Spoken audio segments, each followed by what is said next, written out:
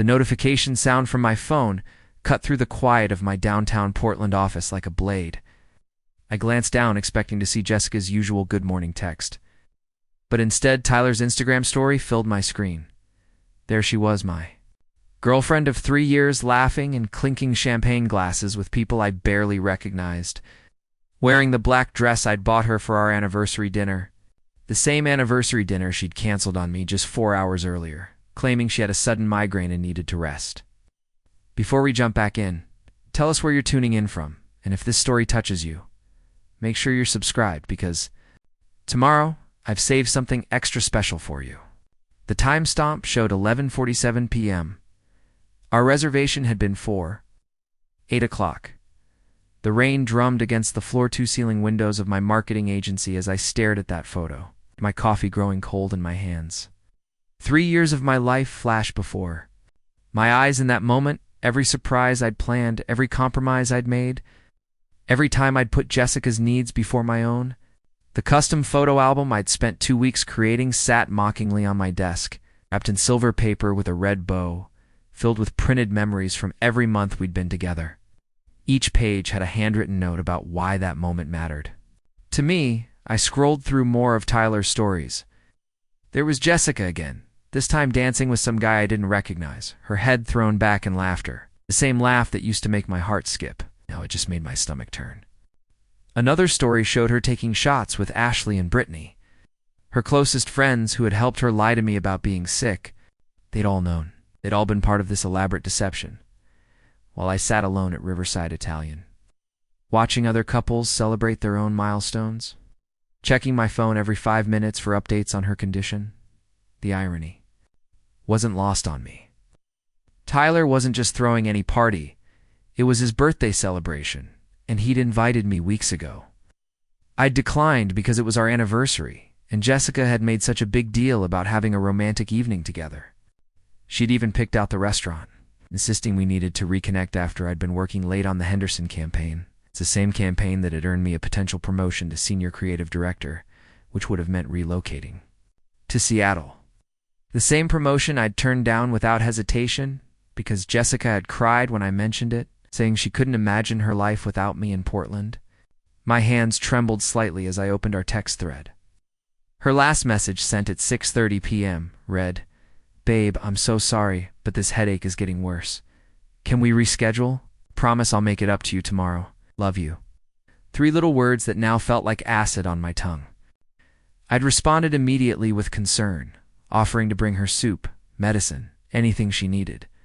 She'd insisted she just needed to sleep it off and would call me in the morning. The morning had come and gone. It was now 2:47 p.m. and not a single message from her.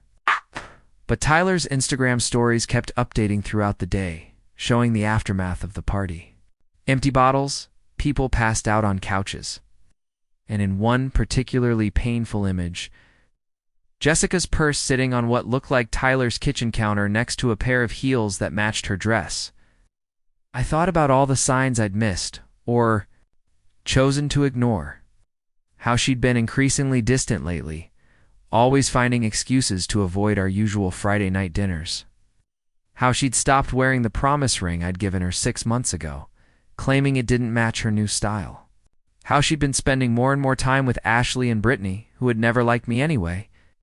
They thought I was too serious, too focused on work, not spontaneous enough for their party lifestyle. The worst part wasn't even the lying. Was the calculated nature of it all. She could have simply said she wanted to go to Tyler's party instead, could have discussed it, maybe gone together, or rescheduled our anniversary for another night. But she'd chosen deception, chosen to make me feel guilty for working hard, chosen to let me sit alone at that restaurant while she lived it up with people who mattered more to her than I did. My phone buzzed again. This time it was Marcus, my work buddy, texting from his cubicle across the office. "Dude, you okay? You've been staring at your phone for 20 minutes? I looked up to see him watching me with concern, his own coffee steaming on his desk. Marcus knew about the anniversary dinner plans because he'd helped me brainstorm ideas for the photo album. He'd even suggested I get Jessica's favorite flowers delivered to her apartment before dinner as a surprise. The flowers. I'd completely forgotten about the flowers until that moment. 24 white roses with baby's breath delivered to her. Apartment at 5 p.m. with a note that read, "Can't wait to celebrate 3 amazing years with you tonight. You're my everything, Ryan." She'd received them while she was getting ready for Tyler's party. She'd probably thrown the card away without a second thought. I stood up abruptly, my chair rolling backward and hitting the wall.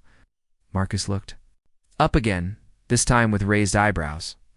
"I need some air," I muttered, grabbing my jacket from the back of my chair. The photo album caught my eye again, and I felt a surge of something I couldn't quite name. Anger, disappointment, betrayal, they all mixed together into a cocktail of emotions that made my chest tight and my breathing shallow. Outside, the Portland afternoon was crisp and clear, the earlier rain having washed the streets clean. I walked aimlessly through the Pearl District, past the art galleries and boutique shops Jessica loved to browse on weekends. We'd spent countless Saturday afternoons walking these same streets, her arm linked through mine, planning our future together. She'd point out apartments she liked, talk about the kind of furniture we'd buy when we moved in together officially, discuss wedding venues she'd seen in magazines. It all felt like a joke now. Had any of it been real, or had I been living in a fantasy while she merely played along? I thought about the Seattle promotion again. The salary increase would have been substantial, enough to buy a house start, a real future. But Jessica's tears had seemed so genuine when I'd brought it up, her voice breaking as she said, "I can't lose you, Ryan. You're the best thing that's ever happened to me." How could someone say those words and then lie so effortlessly about being sick to avoid spending our anniversary together? My phone rang, startling me out of my thoughts. Jessica's name flashed on the screen, accompanied by the photo I'd taken. Of her last Christmas morning, sleepy and smiling in my oversized sweater. For a moment I just watched it ring, wondering what excuse she'd crafted for her radio silence. On the 4th ring I answered, "Ryan." Her voice was hoarse, probably, from all the drinking and laughing at Tyler's party. "Oh my God, I'm so sorry I haven't called. I slept for like 14 hours straight. This migraine was absolutely brutal." The lie came so easily to her that I almost admired the skill. "Almost, how are you feeling now?" I asked, my voice remarkably steady, so much better. "Thank you for being so understanding. I saw the flowers when I woke up, they're beautiful. You're too good to me." She paused, and I could hear her moving around, probably trying to clean up evidence of her deception. "I was thinking we could do something special tonight to make up for missing dinner? Maybe that new sushi place you mentioned?" I closed my eyes, standing in the middle of Jameson Square as people walked around me, living their honest lives. "That sounds nice," I heard myself say. "What did you do last night after you started feeling better?" "Oh, just rested. Mostly. Watched some Netflix, ordered soup from that place on Division. Pretty boring night, honestly." The lies piled up so naturally, like she'd been practicing. Like this wasn't the first time she'd done this to me. "I'm glad you're feeling better," I said softly. "I'll pick you up at 7. Perfect. I love you, Ryan." "Yeah," I replied. But as I hung up the phone, I knew I wouldn't be picking her up at 7. I knew I wouldn't be pretending that last night had been about a migraine. And I knew that after 3 years of putting Jessica first, it was time to put myself first for once. The question wasn't whether. Our relationship was over Tyler's. Instagram stories had answered that. The question was how I was going to end it, and whether I'd have the strength to walk away from someone I'd loved so completely. Even after she'd shown me exactly how little that love meant to her, I never showed up at 7. Instead, I sat in my loft apartment, staring at the photo album I'd brought home from work, trying to reconcile the Jessica in those pictures with the person who had just lied to me with such casual ease. The Jessica in the photos looked genuine, laughing at my terrible jokes during our weekend trip to Cannon Beach, crying happy tears when I surprised her with concert tickets to her favorite band, snuggled against me during our first Christmas together. But maybe I'd been seeing what I wanted to see all along. My phone started buzzing at 7:15. Jessica, wondering where I was. I let it go to voicemail, and another call at 7:22, and another at 7:30. By 8 o'clock, I had 6 missed calls and a stream of increasingly frantic text messages. "Where are you? I'm ready and waiting, Ryan. Seriously, where are you? This isn't like you. I'm starting to worry. Please call me back. Are you okay? Should I come over there? This is really unlike you. I'm getting scared. The last message came at 8:47. I'm coming over. I poured myself a glass of whiskey and waited. 20 minutes later, I heard her key in the lock, the spare key I'd given her after our 6-month anniversary, when I still believed we were building something permanent together. The door opened, and Jessica burst in, wearing the little red dress she knew was my favorite. Her hair styled perfectly, makeup flawless despite her supposed 14-hour recovery sleep. Ryan, what the hell? I've been worried sick, she rushed toward me, but stopped when she saw my face. I wasn't angry or emotional. I was calm, eerily calm. Are you sick? Did something happen at work? I took a slow sip of whiskey, savoring the burn. How was Tyler's party? The color drained from her face so fast, I almost felt sorry for her. Almost. She opened her mouth, then closed it. Preparing and narrating this story took us a lot of time, so if you are enjoying it, subscribe to our channel. It means a lot to us. Now back to the story, her eyes darting around the room like she was looking for an escape route. What are you talking about? Tyler's birthday party last night, the one where you wore the black dress I bought you for our anniversary. I pulled out my phone and opened Instagram, turning it toward her. The one where you were taking shots and dancing with strangers while I sat alone? At Riverside Italian? For 2 hours? Jessica's hand flew to her throat. A gesture I'd once found endearing, but now recognized as her tell when she was caught in a lie. Ryan, I can explain. Please do. I leaned back in my chair, genuinely curious what story she'd construct. Because I'm really interested in how a migraine severe enough to cancel our anniversary dinner mysteriously disappeared in time for champagne and dancing. She moved closer, her voice taking on that pleading tone she used when she wanted something. Baby, I know how this looks, but I was feeling better around 10. And Ashley texted saying everyone was at Tyler's and I should come for just a little bit. I thought it might help distract me from the headache. For 6 hours, I lost track of time. You know how I get when I'm with the girls? She reached for my hand, but I pulled it away. Ryan, you're the most important thing in my life. One party doesn't change that. I stood up and walked to the window, looking out at the city lights reflecting off the Willamette River. Do you know what I did while you were losing track of time?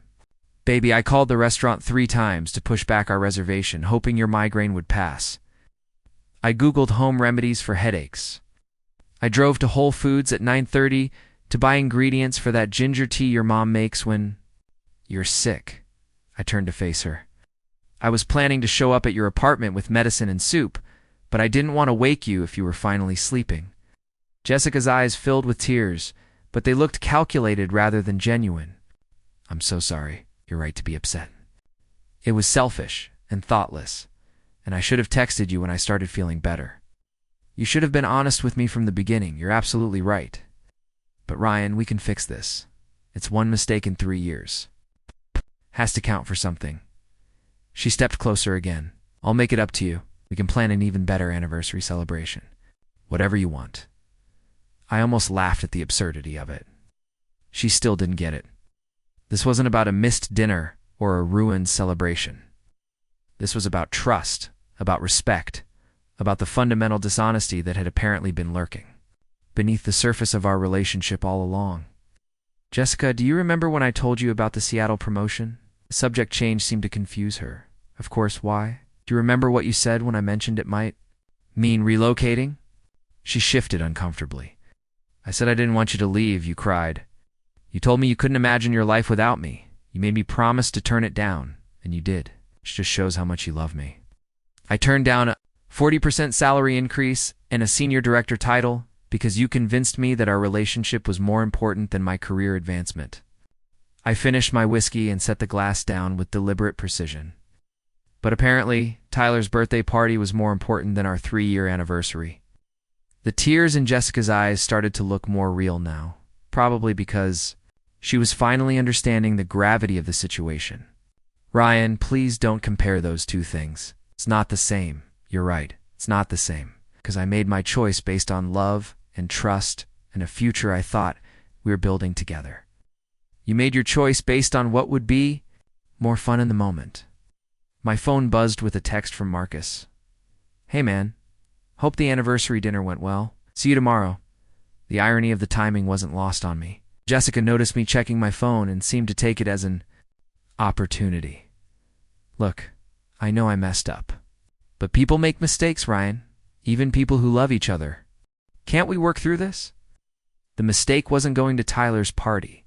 The mistake was lying to me about it.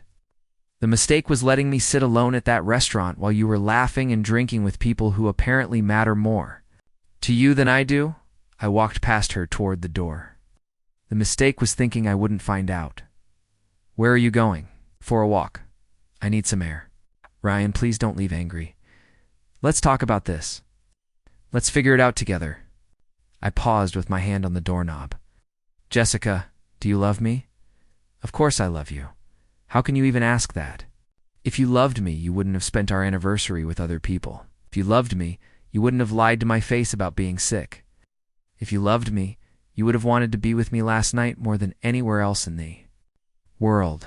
She was fully crying now, mascara streaming down her cheeks. I do love you. I made a terrible mistake, but it doesn't mean I don't love you. No, I said quietly. It means you love yourself more.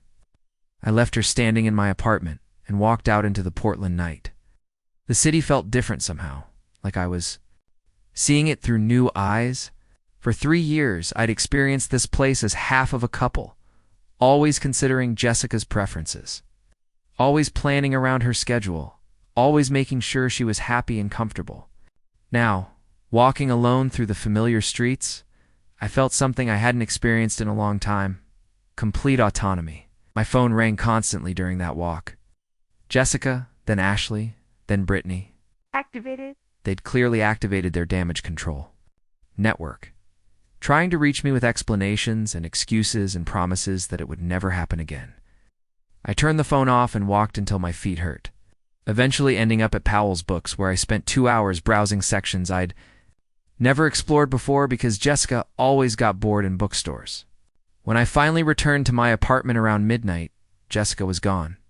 She'd left the spare key on my kitchen counter, along with a 3-page handwritten letter that I threw away without reading. Some things didn't require explanation or justification. Some betrayals spoke for themselves. The next morning brought 17 missed calls and 43 text messages. Jessica had apparently moved from damage control to full panic mode, alternating between apologies and anger, between promises to change and accusations that I was being unreasonable. Her final message, sent at 3:47 a.m., simply said, "I know you'll forgive me eventually. You always do." But that was the old Ryan, the Ryan who had prioritized her happiness over his own self-respect, the Ryan who had turned down career opportunities to accommodate her needs, the Ryan who had spent 3 years believing that love meant accepting whatever scraps of attention and honesty she was willing to offer. That Ryan was gone. I deleted every message without reading them, then did something I'd never done before. I blocked Jessica's number. The silence that followed felt like the first deep breath I'd taken in months. 2 weeks of blissful silence followed. Oh. No calls, no texts, no surprise visits to my office.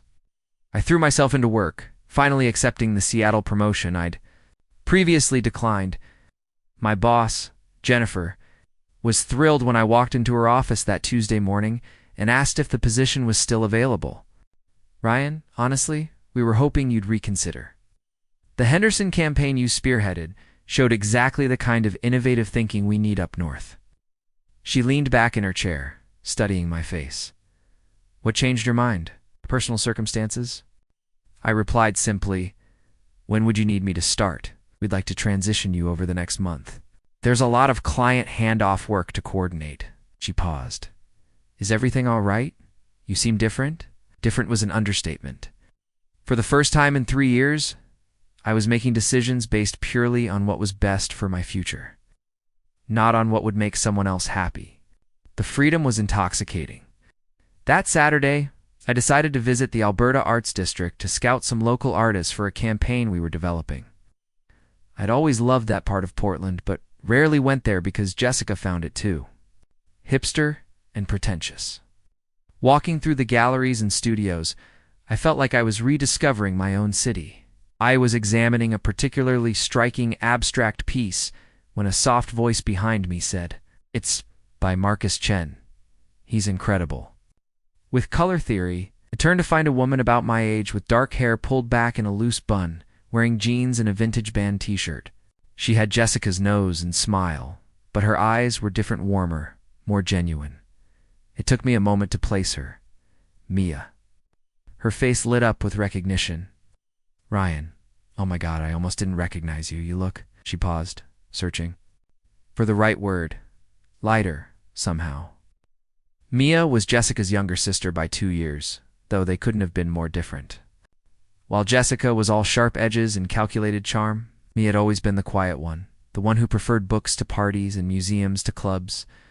I'd probably spoken to her more than a dozen times in 3 years, usually just polite small talk at family gatherings. "I work here," she explained, gesturing around the gallery. "Assistant curator. Not glamorous, but I love it." She studied my face with curiosity. "What brings you to this part of town?" "Jessica always said you two never came here because it wasn't really your scene." The mention of Jessica's name should have stung, but it didn't. Instead, I found myself smiling. Maybe Jessica didn't know my scene as well as she thought. Something shifted in Mia's expression, a flash of understanding that passed between us without words. She'd always been perceptive, I remembered. At family dinners, she was the one who noticed when someone was uncomfortable, who asked thoughtful questions and actually listened to the answers. "Well," she said carefully, "are you interested in hearing about the artist?" Marcus actually has a fascinating background. He was a software engineer who quit his corporate job to pursue art full-time. Took him 3 years to get his first gallery showing, but he never gave up. I found myself genuinely interested, not just in the art, but in hearing Mia talk about something she was passionate about. Her whole demeanor changed when she discussed the pieces. She became animated, confident, using her hands to illustrate points about composition and technique. It was captivating. "You really love this," I observed. She blushed slightly. "Art has always been my escape. Even as a kid, while Jessica was organizing fashion shows with her dolls, I was painting terrible landscapes and trying to sculpt clay figures that looked more like mutant vegetables." I laughed, genuinely amused. "I would have liked to see those mutant vegetables. Trust me, you wouldn't have." She grinned, but my parents were supportive. They knew Jessica was destined for the spotlight, so they encouraged me to find my own path. This place, these artists' sits where I belong. We spent the next hour walking through the gallery, Mia sharing stories about each piece and artist.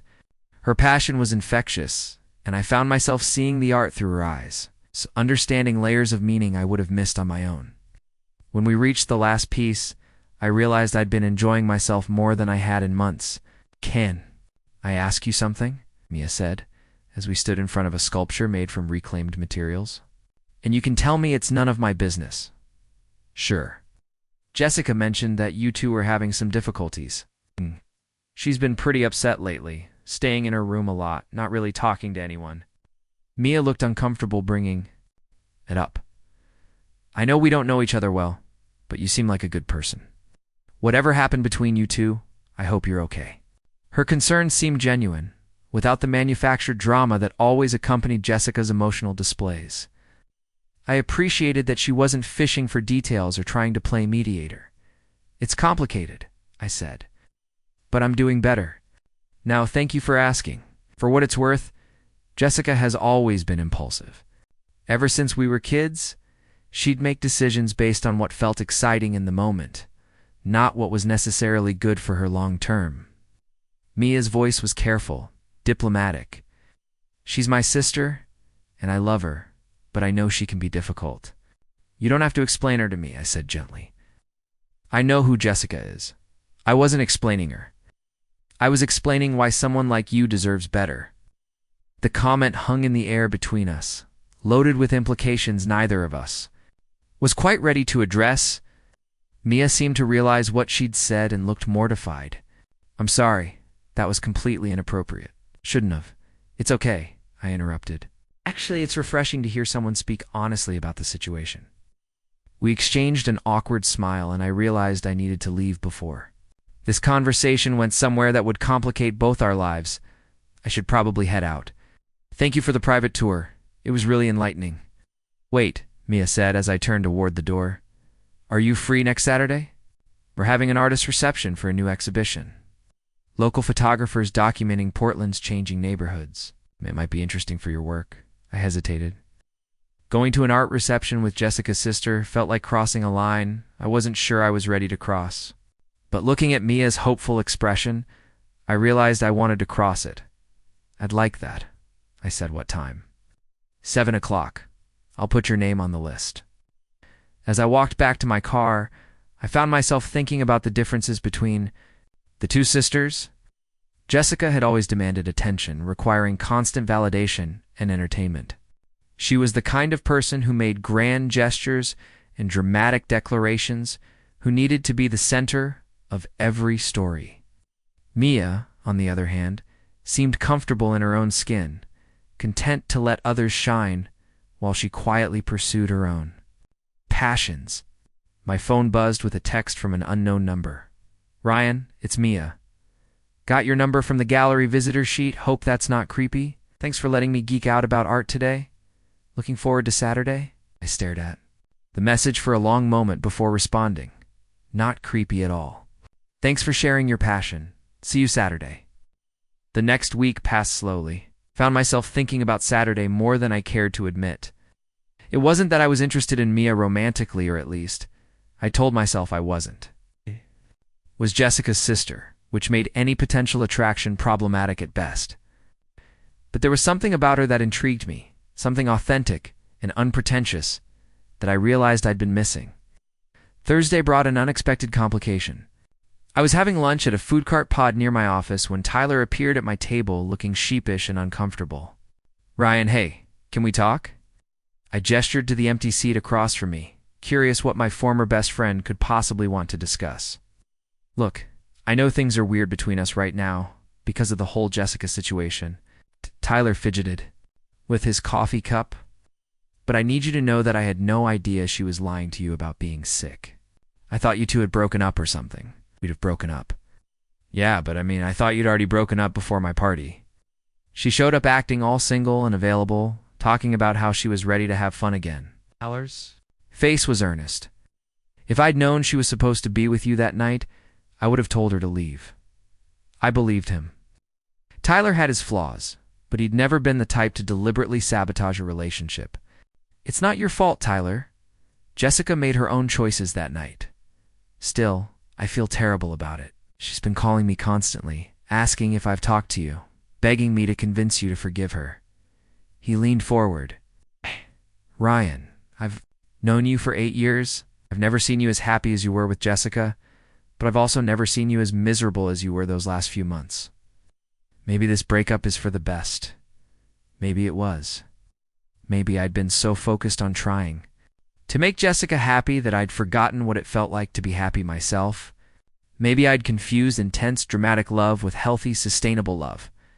Maybe I'd been settling for someone who saw me as a safety net rather than a partner. Saturday couldn't come soon enough. Saturday evening found me standing outside the gallery, adjusting my collar nervously. I'd changed clothes 3 times. Finally settling on dark jeans and a navy blaze, casual enough for an art reception, formal enough to show I'd made an effort. The photographer's exhibition was drawing quite a crowd, with people spilling out onto the sidewalk, wine glasses in hand. Mia spotted me the moment I walked through the door. She was wearing a black dress that was elegant without being flashy. Her hair down for once, framing her face softly. When she smiled at me across the room, I felt something I hadn't experienced in years. Genuine excitement to see someone. You made it, she said, approaching with 2 glasses of wine. I wasn't sure you'd show. Almost didn't, I admitted, accepting the wine. This feels a little complicated. Only if we make it complicated. Her voice was matter-of-fact, but I caught a hint of nervousness in her eyes. We're 2 adults enjoying art and conversation. Nothing more, nothing less. It was stunning. The photographer had captured Portland and transition old buildings being demolished to make way for sleek condos. Longtime residents being priced out of neighborhoods they'd called home for decades, the tension between progress and preservation. Each image told a story about change, about loss, about adaptation. "This one reminds me of you," Mia said, stopping. In front of a photograph of a craftsman house surrounded by modern construction. "Because I'm old and about to be demolished?" "Because you're authentic in a world that's increasingly artificial. Look at this house, it's not trying to be something it's not. It's weathered and real and beautiful in its honesty." Her words hit me unexpectedly hard. When was the last time someone had seen me as authentic? Jessica had always been trying to change me, my clothes, my friends, my career ambitions, even my hobbies. She'd wanted me to be more exciting, more spontaneous, more like the guys she saw in movies or read about in magazines. "That's the nicest compliment I've received in a long time," I said. "Then you've been spending time with the wrong people." We moved through the exhibition slowly, Mia sharing insights about composition and lighting, while I found myself opening up about things I rarely discussed: my childhood in small-town Oregon, my decision to study marketing instead of the art, history I'd actually loved, my dreams of maybe writing a book someday about the intersection of commerce and creativity. Ow. "Why didn't you pursue art history?" Mia asked as we paused in front of a particularly striking image of the Burnside Bridge at sunset. "Practical reasons. My parents thought marketing would provide more stable career prospects." I shrugged. "They weren't wrong, but sometimes I wonder what might have been. It's never too late. Adult education programs, online courses, even just reading and visiting museums for pleasure. Passion doesn't have an expiration date." I Realized that Jessica had never encouraged my intellectual curiosities. When I'd mentioned wanting to take a pottery class or visit the art museum, she'd always had something more important: we needed to do shopping, dinner with her friends. Parties I didn't particularly enjoy. Gradually, I'd stopped mentioning interests that didn't align with hers. "Can I confess something?" Mia said as we found ourselves in a quieter corner of the gallery, "please. I've had a crush on you for 2 years." The admission caught me completely off guard. I nearly choked on my wine. "No, that's terrible, given the circumstances. But I've watched you at family gatherings, seen how kind you are to my parents, how patient you were with Jessica even when she was being unreasonable. You remember people's birthdays. You ask thoughtful questions. You actually listen to the answers." She looked down at her wine glass. "I used to feel so guilty about it, having feelings for my sister's boyfriend. But tonight, talking with you, I don't feel guilty anymore." "Mia, I'm not asking for anything," she said quickly. "I just wanted you to know that someone has been seeing you, really seeing you, for a long time. Whatever Jessica's reasons were for not appreciating what she had, they weren't a reflection of your worth." Before I could respond, a commotion near the gallery entrance caught our attention. Jessica stood in the doorway, scanning the crowd with wild eyes. She was dressed to kill in a red dress that was completely inappropriate for an art reception. Her makeup dramatic and her hair styled like she was heading to a nightclub. When her gaze landed on Mia and me standing close together in the corner, her expression shifted from searching to furious. She marched across the room, her heels clicking angrily against the polished concrete floor. Several people turned to watch, sensing drama approaching. "Well, isn't this cozy?" Jessica announced loudly enough for half the gallery to hear. "My ex-boyfriend and my sister having a romantic little art date." "Jessica, please," Mia said quietly. "You're causing a scene." "I'm causing a scene. You're the one stealing my boyfriend behind my back, and I'm causing a scene." Jessica's voice rose another octave. "How long has this been going on? Were you two sneaking around while we were still together?" "We weren't sneaking around," I said calmly, though my heart was racing. "We ran into each other here last weekend, and she invited me to this reception. That's all. That's all." Jessica laughed bitterly. "Ryan, I know that look on your face. I saw it for 3 years every time you looked at me. Don't tell me this. It's just a friendly art appreciation." She wasn't wrong. Standing there listening to Mia talk about passion and authenticity, watching her face light up when she discussed things she cared about, I'd felt something awakening that I hadn't even realized had gone dormant. But it wasn't fair to either sister for Jessica to make this accusation in such a public, humiliating way. "Jessica, you ended things between us when you chose Tyler's party over our anniversary," I said, keeping my voice steady despite the growing crowd of onlookers. "What I do now is no longer your concern. I made one mistake in 3 years, and you're ready to throw everything away for her." Jessica gestured wildly at Mia, who had gone pale but stood her ground. "She's nothing like me, Ryan. She's boring and pretentious, and she'll never make you happy the way I did." "You're right," I said, surprising everyone, including myself. "She's nothing like you. She's honest. She's supportive. She encourages me to be myself instead of trying to change me into someone else." Jessica's face crumpled as if I'd slapped her. "Ryan, please, I love you. I know I messed up, but we can fix this. We can go to counseling. We can take a trip. Whatever you want. Just don't do this to us." "There is no us anymore, Jessica. You made that decision when you lied to me. When you chose other people over our relationship. You showed me exactly how little I meant to you. But I..." "Stop." The word came out sharper than I intended. But I was tired of the manipulation, tired of the drama, tired of being made to feel guilty for finally choosing myself. You don't get to decide when our relationship ends and when it begins based on what's convenient for you. You don't get to treat me like a backup plan and then act betrayed when I move on. Jessica looked around the gallery, suddenly seeming to realize that dozens of people were watching our exchange. Her cheeks flushed red, but whether from embarrassment or anger, I couldn't tell. "Fine," she said, her voice tight with controlled fury, "but don't come crying to me when you realize what a mistake this is. And don't expect me to forgive you when this little rebound romance falls apart." She turned on her heel and stalked out of the gallery, leaving a wake of whispered conversations and uncomfortable energy behind her. Mia touched my arm gently. "I'm so sorry. This is all my fault. I should never have invited you here." "Isn't your fault?" Jessica has been unable to accept that our relationship is over. Eventually she was going to force a confrontation no matter what. I looked around at the curious faces still watching us. Maybe we should get some air.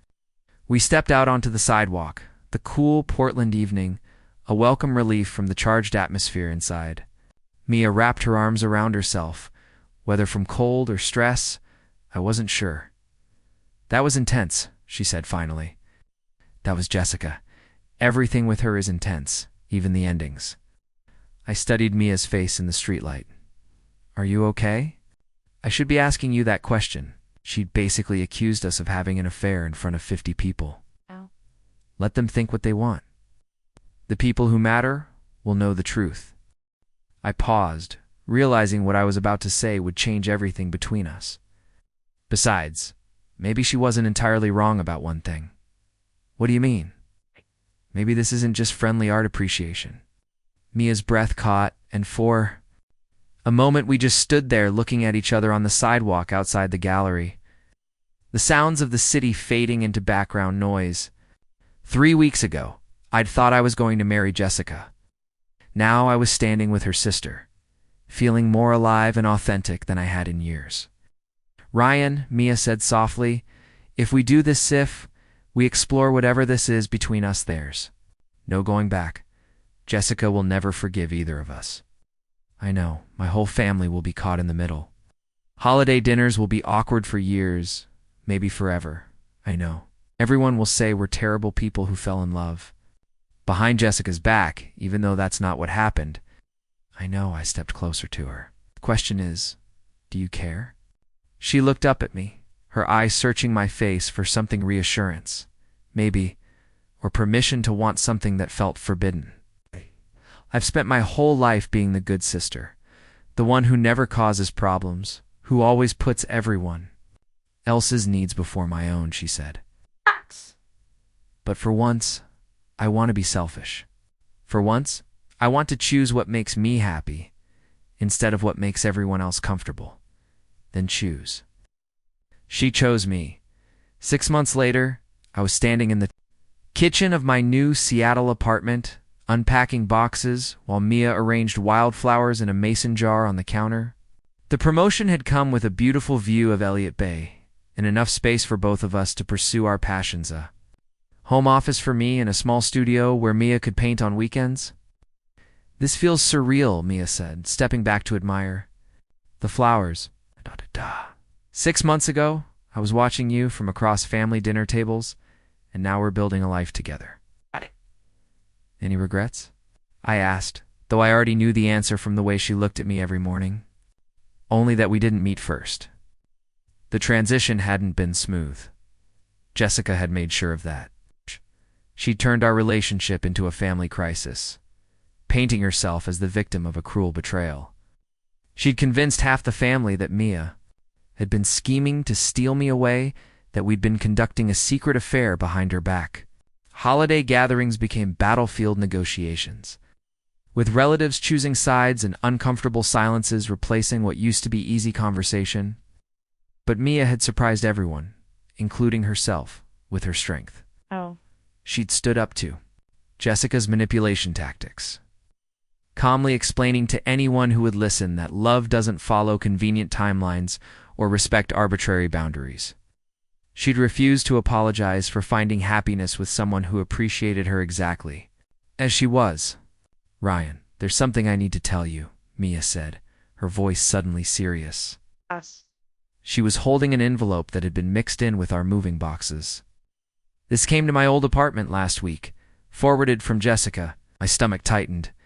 We'd had no contact with Jessica since the gallery incident, though we'd heard through mutual friends that she'd been struggling losing weight.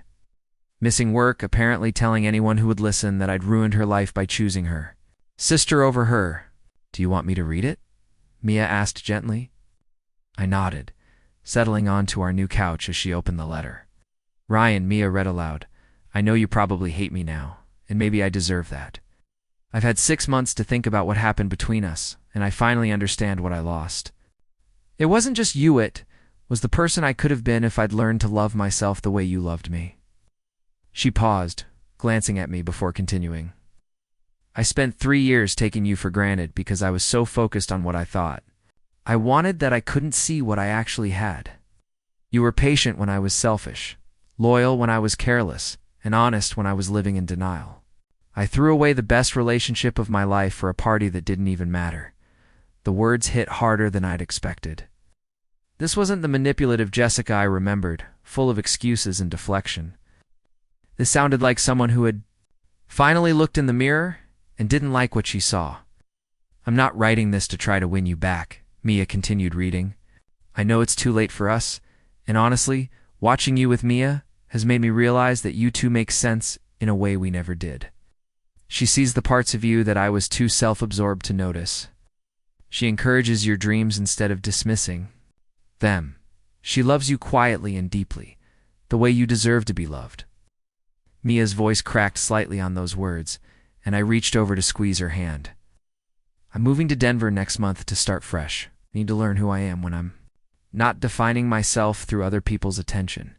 I need to understand why I sabotage the things that matter most to me. Maybe someday I'll be the kind of person who deserves the kind of love you gave me, but that's work I have to do alone. She folded the letter carefully. The rest is just apologies to both of us and a request that we don't contact her while she's trying to heal. She says she hopes we'll be happy together. We sat in silence for a long moment, processing this unexpected closure. Part of me felt relieved that Jessica was finally taking responsibility for her actions. Another part felt sad for the person she'd been and the relationship we'd lost, even though I knew ending it was the right choice. Do you think she means it? Mia asked softly. I think she's trying to mean it. Whether she can follow through is another question. Mia curled up next to me on the couch, resting her head on my shoulder. I feel bad for her, but I'm also grateful. If she hadn't chosen Tyler's party over your anniversary, we might never have found each other. We would have found each other eventually. Some connections are inevitable. My phone buzzed with a text from Marcus, who was planning to visit us the following weekend. He'd been one of the few people who'd supported our relationship from the beginning, saying he'd never seen me as relaxed and genuinely happy as I was with Mia. What are you thinking about? Mia asked, noticing my distant expression. Just how different everything is now. 6 months ago, I was planning to propose to someone who didn't even want to spend our anniversary with me. Now I'm in a new city with someone who moved across state lines just to support my career. It wasn't just about supporting your career. I wanted an adventure, and you're the best adventure I've ever had. That evening, we walked down to Pike Place Market, weaving through the crowds of tourists and locals. One of the flower vendors, discussing the different varieties of dahlias with the enthusiasm she brought to everything that interested her. Watching her engage so genuinely with a stranger, I realized this was what authentic love felt like, not the dramatic highs and lows I'd mistaken for passion with Jessica, but a steady growing appreciation for who someone really was. I love you, I said as we walked back toward our apartment, the Seattle skyline glittering across the water. I love you too, she replied, squeezing my hand. Thank you for taking a chance on me. Thank you for seeing me when I couldn't see myself. As we climbed the stairs to our new home, I thought about Jessica's letter, about the person I'd been when I was with her, and the person I'd become with Mia. Sometimes the end of one story is just the beginning of a better one. Sometimes losing what you thought you wanted helps you find what you actually need. Behind us, Portland continued its life without us, and somewhere in that city, Jessica was presumably learning to live without the validation she'd always demanded. But ahead of us lay Seattle, full of possibilities we'd create together too. People who'd found each other not despite the complications, but because of them. Some love stories begin with dramatic gestures and grand declarations.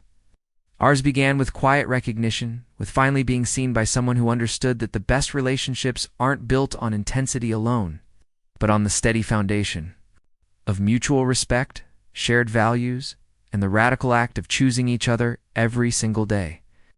Up next, you've got 2 more standout stories right on your screen. If this one hit the mark, you won't want to pass these up. Just click and check them out.